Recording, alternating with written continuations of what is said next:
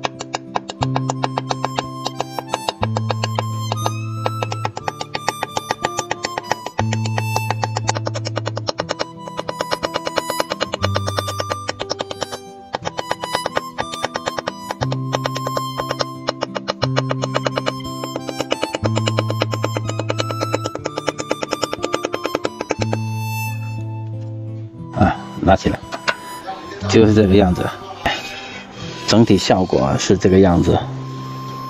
打出这幅画之后呢，我就准备送给他。我在健身室偶遇的那位78岁的大爷，我先不告诉他，等到我下次去健身的时候，我再去送给他。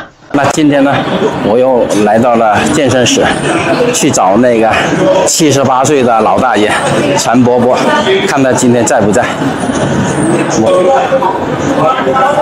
陳伯，哎呀，你好，今日專程送樣嘢俾你。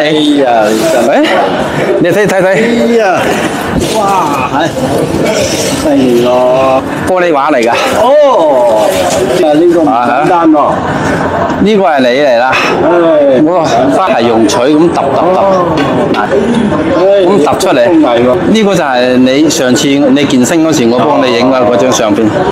今日專登過嚟揾你咧，就送俾你嘅。多謝啦，係。就咁擺係嘛？係啦。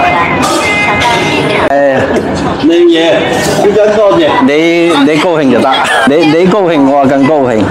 陳伯啊，陳伯啊，其實咧我有啲好奇啊，陳伯就你78歲啊，即係人生經歷就豐富啦，一定會有人生頂峰嘅時候啦。可唔可以講下你最頂峰、最輝煌嘅時候係咩嘅情況咧？嗰陣時最輝煌都係年青嘅時候啊，輝煌啲18到32歲咁樣，比較會高潮啲㗎啦，應該講。咁18歲出嚟揾食㗎咯喎，嗰陣時16歲都未夠揾食啦，真正出嚟都13歲出嚟揾食㗎啦。係嘛？揾食第一份工係做咩咧？做三行啦，做三行。三行，我以前理解咧就係做水泥工嘅，其實就唔係喎。如果聽你講三行邊三行啊？一個係泥水，即係維修為主啊。第二個就木工啦，木工咧包括做家具啊、門窗啊，呢啲都係做嘅，都係木工啊。舊陣時好多做天窗啊、做門窗啊嘛，做門㗎嘛。哦，呢個木工啦。第三個就建築工啦，就起屋嘅。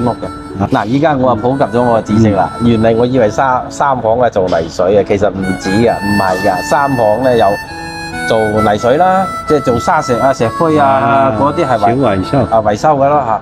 跟住做木工啦，木工就做門窗嘅第二行啦，可以講第三行咧就係叫做建築啦，就起樓嘅啦，砌磚啊、砌牆啊，起樓。成間起咁啊叫三行，即係到你30幾歲嗰陣時，一直都係做三行咯，30幾歲嗰時。唔係，我16歲，差唔多16歲入國有企業啦，做學徒啊嗰陣時。搞鐘錶維修咯。鐘錶維修，有攞一輩子啊！一輩子。其實我有個問題想問下陳伯，我而家睇你都好型，其實你後生嗰時都好型啊！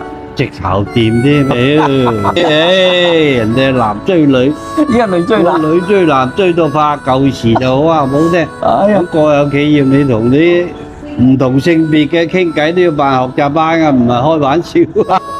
異性之間傾偈咧，都唔掂㗎，唔掂，完全唔掂，交流都唔得。所以你後生嗰時咁鬼型，一定係好多愛慕者、追求者，應該唔少嘅。係。我嗰陣時就好話唔好聽，後生一路到自家，咁工作順利啦，又從事搞下啲文藝工作，搞咗10幾年。等陣從事文藝工作。係啊，文化革命嗰個期間啊，宣傳毛澤東思想系統性嘅宣傳隊啊，我吹拉彈唱乜都掂喎。搞文藝演出嘅。哇！咁你個跨度好大啊！好大好大，有幾多個仔女咧？一個啫，一個人生個仔。嗱，你依家我點睇都唔止78嘅。嗱，你啲肌肉啊、皮膚啊飽滿，係真係睇唔出你78歲。其實你都一直係保持一種好好嘅心態，每日健身，玩下樂器啊，玩樂器，玩個反差好大喎。我覺得文藝一直都係一個調節劑。調節即係自己心境啊，而且練就好個大腦啊、手腳都比較。所以我哋嘅演出紀念堂啊、友誼啊、中心台啊嗰啲，經常都喺嗰啲地方演出嘅。哇！犀利喎！突出政治為主，而且都幾捧場，我都幾好㗎。啱嘛？嗰陣時我哋屬於一商局宣傳隊啊嘛。